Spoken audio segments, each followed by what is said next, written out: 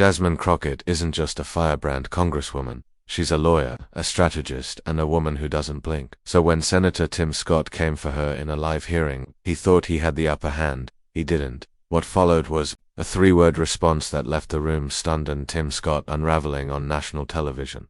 This is how one moment changed the narrative. Act 1. The tension builds scene. U.S. Congressional Hearing Oversight Committee. Room narrator. The air was thick. Cameras were rolling. The issue, a proposed ethics reform bill. Heated, divisive, and seated on opposite ends of the debate. Senator Tim Scott.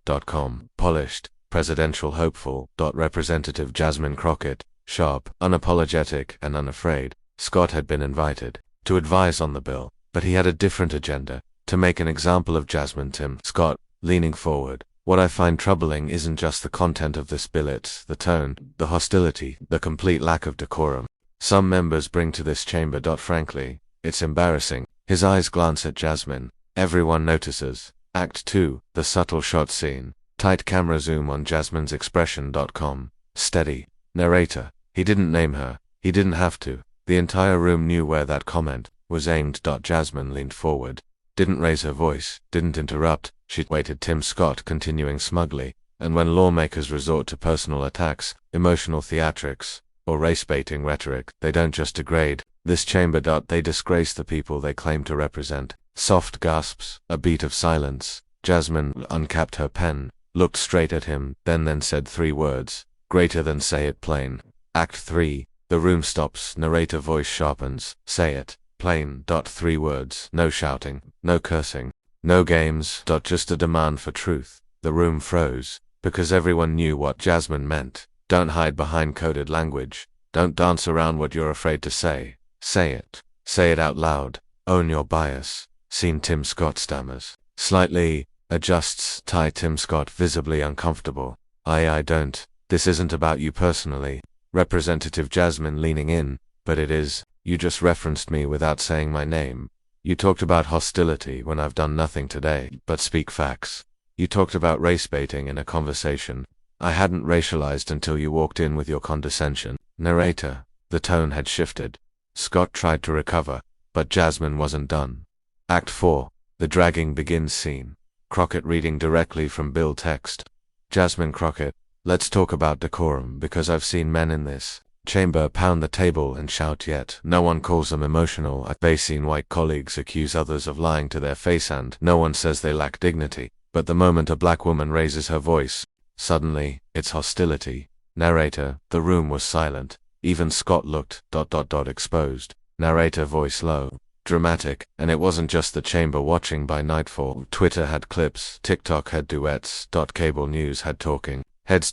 Say it plain was trending. Act 5. The media explosion montage. CNN, MSNBC, Fox News clips, CNN. Crockett's three-word takedown, a masterclass in composure. MSNBC. Tim Scott, shaken after Crockett confrontation. FOX. Jasmine Crockett disrespects Senate guest. Narrator. Some called her aggressive, some called her brilliant, but no one could ignore her anymore. Act 6. Who is Jasmine Crockett? Flashback montage. Her background, law degree, activism, fearless debate style. Narrator. She started as a public defender in Texas. She's gone head-to-head with corrupt sheriffs, crooked developers, and outright trolls. She doesn't fold. She doesn't fake it. She fights with facts. Jasmine Crockett is not your angry black woman. She's the truth with receipts. Act 7. Tim Scott breaks. Scene later in the hearing. Scott attempts to defend himself. Tim Scott. I believe in unity, and I reject this attempt to make my words seem racially motivated. Jasmine. Quietly. Then you shouldn't use dog whistles in a room full of wolves. Narrator: OOF. You could hear a pin drop. Scene. Outside Capitol. Tim Scott quickly walks past press reporter. Senator Scott. Any comment on Representative Crockett's challenge? Scott frustrated. No comment. He walks off. For the first time, he had no words. Act 8. Say it plain. The movement. Montage. Activists holding signs. Students quoting her words on campus. Social media reactions. Narrator. Say it plain became more than a clapback. It became a rally cry. A call for transparency, honesty, real talk in churches, classrooms, and street protests. People were saying it. Jasmine had created a political moment from a personal truth. Act 9, the follow-up scene. Jasmine on the Breakfast Club being interviewed by Charlemagne. Charlemagne, you planned those words, or did it just come out? Jasmine smiling. I've had that phrase in my pocket since law school, because when people lie pretty, you've got to make them say it ugly. That's the only way to reveal what's real.